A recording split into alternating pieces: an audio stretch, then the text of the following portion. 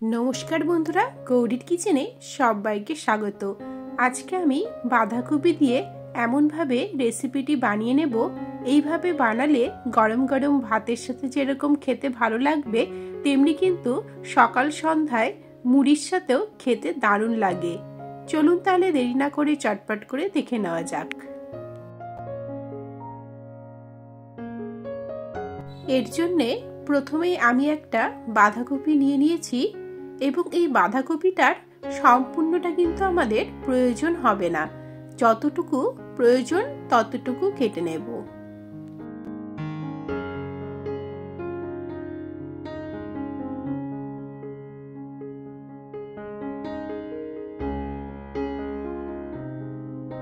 এবারে আমি অর্ধেক অংশটা নিচ্ছি আর বাকি অর্ধেক অংশটা রেখে দিচ্ছি। এখন এই অর্ধেক অংশটা থেকে আরো একবার দুভাগ করে নেব।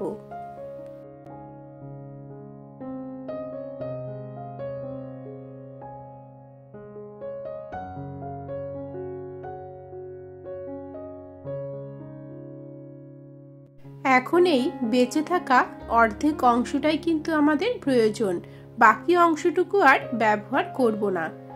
এখন এই বাঁধাকপিটাকে যতটা পারবেন কুচি করে কেটে নেবেন। আমি দেখুন একটা ছুরির সাহায্যেই কেটে নিচ্ছি, আপনারা কিন্তু বটি দিয়েও কেটে নিতে পারেন।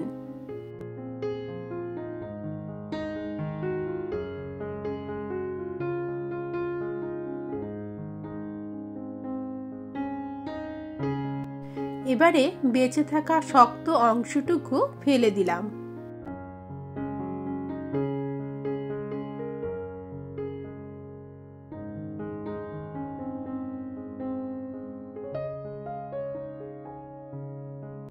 এখানে নিয়েছি তিনটে গাজর। গাজর তিনটেকেও এইভাবে একটা পিলারের সাহায্যে হালকা হালকা করে বাইরের খোসাটা ছাড়িয়ে নেব।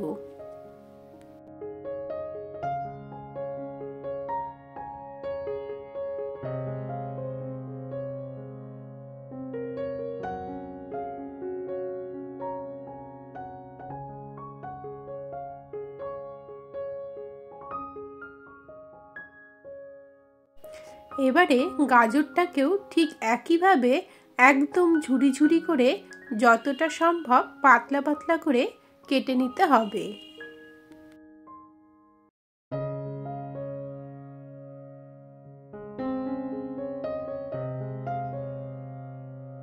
এখানে গাজর কাটার আমি যে পদ্ধতিটা দেখাচ্ছি এই পদ্ধতিতে কেটে নেবেন, তাহলে কিন্তু বেশ সুন্দর একদম ঝুরি ঝুরি করে গাজরটা তৈরি হয়ে যাবে।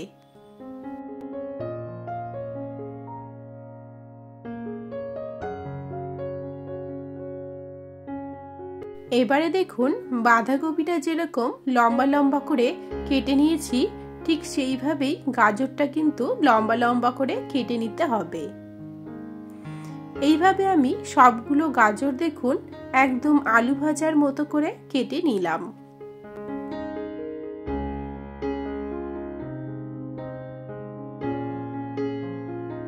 নিয়ে নিয়েছি দুটো পেঁয়াজ। পেঁয়াজ দুটোকে দু টুকরো করে কেটে নিয়েছি।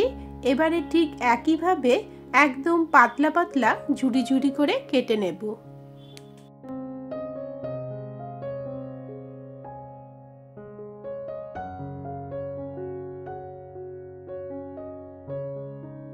এখানে বাঁধাকপির পরিমাণ অনুযায়ী আমি দুটো পেঁয়াজ নিয়েছি। আপনারা যেরকম পরিমাণটা নেবেন সেই অনুযায়ী পেঁয়াজটা ব্যবহার করতে হবে।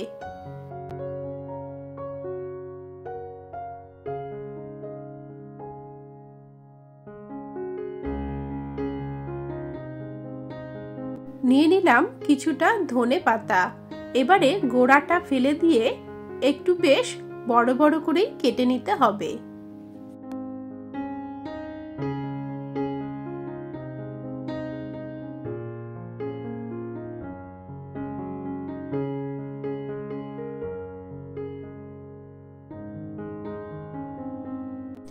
নিয়ে নিয়েছি তিনটে কাঁচা লঙ্কা। এখানে ঝালটা অবশ্যই নিজেদের স্বাদ অনুযায়ী কম বেশি নিতে পারেন। লঙ্কাটার প্রথমেই মাঝখানটা এইভাবে চিড়ে নেব এবং যখন আপনাদের ফ্লেভারটা প্রয়োজন হবে কিন্তু ঝালটা কম দরকার, তখন এইভাবে মাঝখানের বীজটা কেটে ফেলে দিতে পারেন।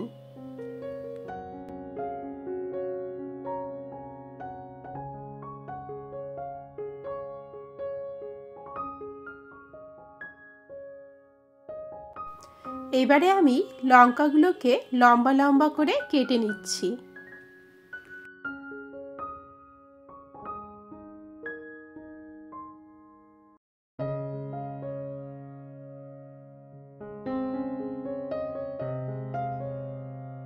লঙ্কাগুলো এমনভাবে কেটে নিতে হবে যাতে সব জায়গায় ঠিকভাবে পড়ে, কোথাও কম বেশি যাতে না হয়, তার জন্য আমি একদম মিহি করে চপ করে নিলাম।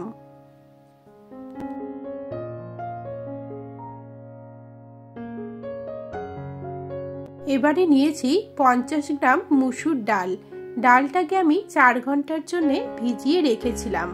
এখন ডালটাকে আমি জল ঝরিয়ে মিক্সিং বোলের মধ্যে দিয়ে দিচ্ছি।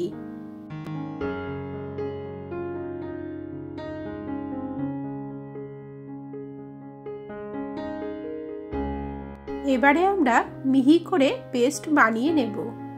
ঠিক এইভাবে পেস্টটা বানিয়ে নিতে হবে যাতে কোনো দানা না থাকে।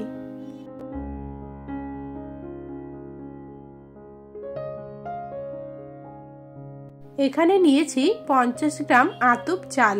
আতপ চালটাকেও 4 ঘন্টার জন্য ভিজিয়ে রেখেছিলাম। চালটাকেও মিক্সিং বোলের মধ্যে দিয়ে মিহি করে পেস্ট বানিয়ে নেব।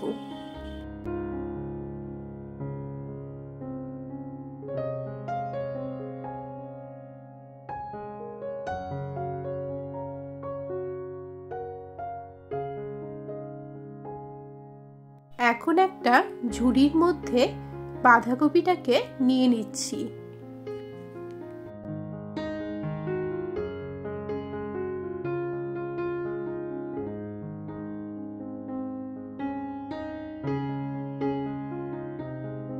দিয়ে দেব 1 চামচ নুন।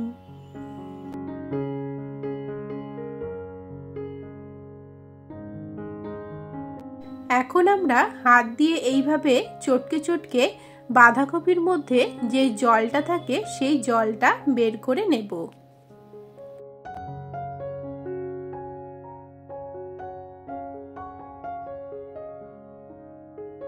যতটা সম্ভব হাত দিয়ে এইভাবে চেপে চেপেই আমি জলটা বের করে নিচ্ছি। এইভাবে এক্সট্রা জলটা বাইরে বের করে নিলে বাঁধাকপির রেসিপিটা সুন্দর হবে, কোনো রকম জল জলে হয়ে যাবে না।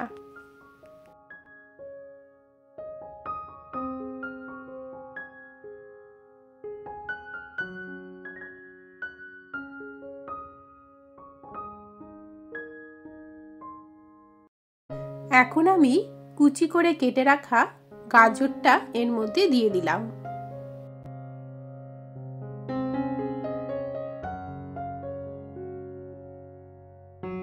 দিয়ে দেব কোচানো পেঁয়াজ, তার সঙ্গেই কোচানো ধনে পাতা। এখন যে মুসুর ডালের ব্যাটারটা বানিয়ে রেখেছিলাম সেই মুসুর ডালটা দিয়ে দিচ্ছি, তার সাথেই যে আতপ চালের ব্যাটারটা বানিয়ে রেখেছিলাম সেটাও দিয়ে দিলাম।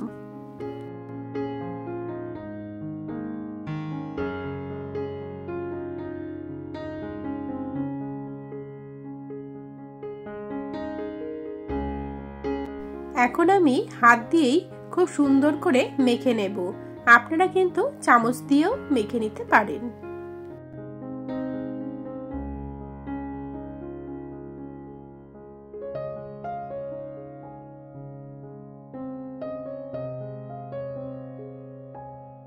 মাখানো হয়ে গিয়েছে। এবারে আমি আরো কিছু উপকরণ একে একে অ্যাড করে দিচ্ছি।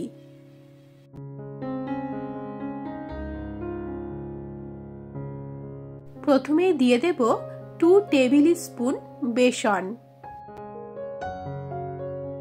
1 টিস্পুন নুন, 1 टीस्पून चीनी, 1 table spoon chaat masala powder, 1 teaspoon हलुद गुঁড়ো, half teaspoon गरम मशला गुঁড়ো।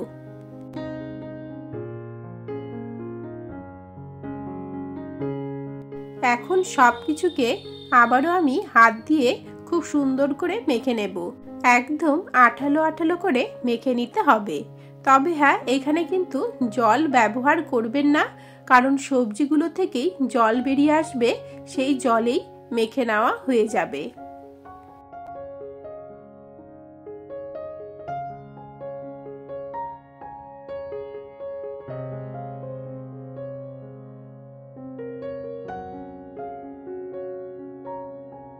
অন্যদিকে আমি একটা কড়াই বসিয়ে কিছুটা সাদা তেল দিয়ে দিলাম।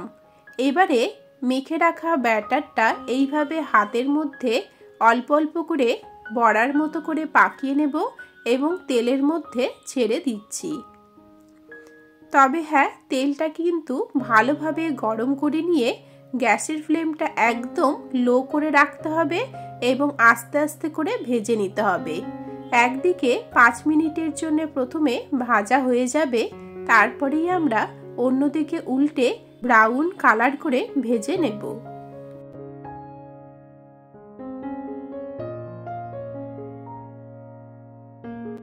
এখন দেখুন দুদিকেই বেশ সুন্দর ব্রাউন কালার চলে এসেছে। এখন আমি এগুলোকে নামিয়ে নিচ্ছি। এর থেকে বেশি ভাজতে গেলে এগুলো পুড়ে যেতে পারে এবং কম ভাজলে কিন্তু আবার কাঁচা থেকে যাবে। তাই ঠিক এই রকম যখন ব্রাউন কালারটা চলে আসবে তখনই কিন্তু নামিয়ে নিতে হবে। আবার আমি দ্বিতীয় বারের জন্য দিয়ে দিচ্ছি।